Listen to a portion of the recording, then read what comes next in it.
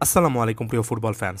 Man city বনাম Real মাদ্রিদের মধ্যকার চ্যাম্পিয়ন্স লিগ একটা ক্লাসিক দেখলাম, যেখানে রিয়াল মাদ্রিদ তাদের একেবারে চিরচেনা রূপে শেষ পর্যন্ত ম্যাচটা বের করে এনেছে এবং আমরা অনেকটাই ফুটবল ফ্লাইকে যে প্যাটার্নে আলোচনা করছিলাম সেই প্যাটার্নটাই দেখলাম। এমন একটা ম্যাচ যেখানে এর্লিং হল্যান্ড এবং কিলিয়ান এমবাপ্পেকে একই সাথে জ্বলে উঠতে দেখলাম, তাদের একটা দ্বৈরথ দেখলাম। তবে ওই যে ফুটবল ফ্লাইকের সর্বশেষ ভিডিওতে এই ভিনিসিয়াস জুনিয়র সম্পর্কে আলোচনা করছিলাম, তার সেই ইম্প্যাক্টের জায়গাটাও দেখলাম। একই প্যাটার্নে ভিনিসিয়াস জুনিয়র কিন্তু দিন শেষে এ ম্যাচে ম্যান অফ দ্য ম্যাচ এবং রিয়াল মাদ্রিদের চিরচেনা ছন্দ শেষ পর্যন্ত ভিনিসিয়াস জুনিয়রের ম্যাচ উইনিং শেষের দিকে একটা পারফরমেন্স। এই ম্যাচটা নিয়ে খুবই স্পেসিফিক একটা আলোচনা করা যায়, যেখানে রিয়াল মাদ্রিদের একটা কমন প্যাটার্ন খুঁজে বের করা যায়। ম্যাচ পরবর্তী বা ম্যাচের আগেও এটা পেপ গার্দিওলা বলছিলেন, কার্লো আনচেলত্তির বিপক্ষে প্রস্তুতি নেওয়াটা নিয়ারলি ইম্পসিবল। রিয়াল মাদ্রিদ এমন একটা দল যারা কিনা একটা ম্যাচকে নানা ভাগে নানা ফেজে আসলে ভাগ করে খেলতে পারে এবং ম্যাচ যত গভীর হয় তত বেশি করে রিয়াল মাদ্রিদের এখানে কিন্তু ইনভলভমেন্টটা বাড়ে। ম্যান সিটির ক্ষেত্রে ক্লাসিক্যাল তেমন একটা ভাবই কিন্তু দেখলাম। পেপ গার্দিওলা যথেষ্ট সতর্ক একটা ডিফেন্স লাইন আপ আসলে রেখেছিলেন, যেখানে চারজনের ডিফেন্ডারের পাশাপাশি জন স্টোনসকে যখন সেন্ট্রাল ডিফেন্সিভ মিডফিল্ডে নিয়ে এসেছিলেন উইদাউট দ্য বল, সেটা অনেক সময় 5 জনের একটা ডিফেন্স লাইন হয়েছিল।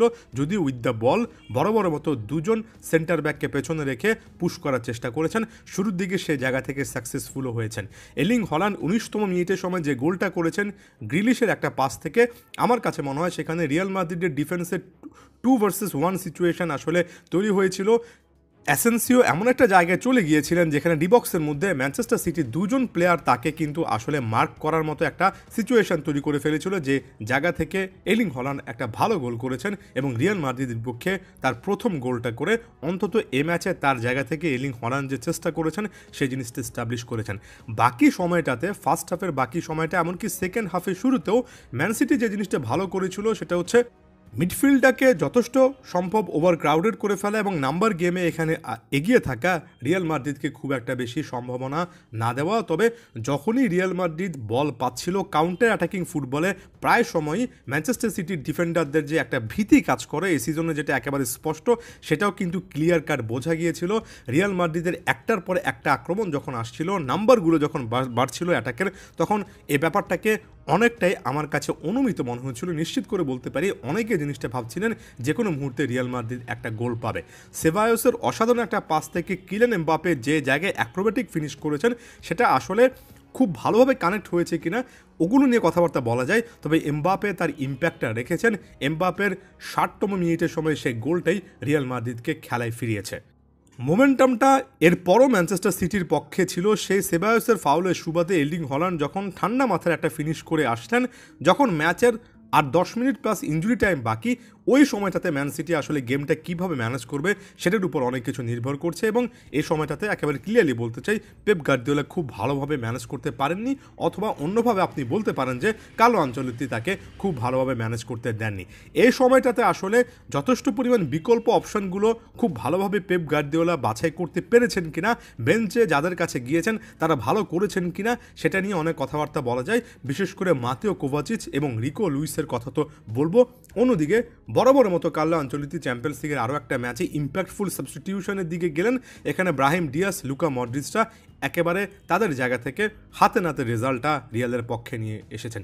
86তম মিনিটের সময় ডিয়াস যে গোলটা করেছেন সেখানে ভিনি জুনিয়রের একটা ইনভলভমেন্ট ছিল, তবে শটটা এতটাও জোরালো ছিল না যে রিবাউন্ডে ব্রাহিম ডিয়াস যে জায়গায় ছিলেন সে জায়গায় তাকে মার্ক করা যাবে না। এখানে মাতেও কোভাচিচ তাকে মার্ক করতে পারেনি। ব্রাহিম ডিয়াস অনেকটাই আনমার্কড একটা সিচুয়েশন পেয়ে গিয়েছিলেন, যেটা কোনোভাবেই মানা যায় না। তৃতীয় গোলটা তো আরও বেশি করে ম্যানচেস্টার সিটি ফ্যানরা নিতে পারবেন না, কারণ এখানে রিকো লুইসকে যেভাবে হাউন্ড করেছেন ভিনিসিয়াস জুনিয়র, হাই প্রেসিংয়ের মাধ্যমে বলটা কেড়ে নিয়েছেন, ওই জায়গা থেকে সুইসাইডাল একটা মুভমেন্ট ছিল। শেষ পর্যন্ত ভিনিসিয়াস জুনিয়রের মাধ্যমে বলটা যখন বেলিংহাম পেলেন, বেলিংহামের খুব একটা বেশি বেগ পেতে হয়নি। এই যে জায়গায় যে লাইনটাতে আসলে ম্যানচেস্টার সিটি বলটা লুজ করলো, আপনি দেখেন এতটুকু হাই অন দ্য পিচ ডিফেন্সটা ওই মোমেন্টে ছিল না। 3 নম্বর জার্সি পরিহিত রুবেন ডিয়াস ভিনিসিয়াস জুনিয়রকে আটকাতে পেরেছেন, না পরে ব্যাকট্র্যাক করে 5 নম্বর জার্সি পরিহিত জন স্টোনস বেলিংহামকে সেই গোলটা থেকে আটকে ফেলতে পেরেছেন, সামনে যেতে পেরেছেন। সব মিলিয়ে ম্যানচেস্টার সিটির পুরো সিজন জুড়ে বল লুজ করলে অনেকটুকু হাইল্যান্ড ডিফেন্সের যে একটা অসুবিধা, প্রায় অনেক বড় বড় ম্যাচে এমন ক্লাসিক্যাল মিস্টেক কিন্তু ম্যান সিটিকে করতে দেখলাম। এমন একটা মিস্টেক যখন আপনি রিয়ালের বিপক্ষে করেন, ভিনি জুনিয়রের সামনে করেন, বেলিংহামের সামনে করেন, সেখান থেকে আসলে চ্যাম্পিয়ন্স লিগে মাফ পাওয়ার বিন্দুমাত্র কোনো জায়গা নেই। আর এভাবেই ফার্স্ট লেগটা, যেটা কঠিন রিয়াল মাদ্রিদের জন্য ম্যান সিটির বিপক্ষের ছিল, তাদের মাঠে ছিল, সেই জিনিসটা রিয়াল মাদ্রিদ জিতলো এবং আগাম একটা বার্তা দিয়ে রাখলো। সম্ভবত এই ক্ল্যাশটাতে ম্যানচেস্টার সিটির বর্তমান যে অবস্থা, রিয়াল মাদ্রিদই পরবর্তী রাউন্ডের টিকিটটা অনেকটা নিশ্চিত করেছে, কিংবা নিশ্চিত করার পথে খুব ভালোভাবেই এগিয়ে আছে। ধন্যবাদ সবাইকে।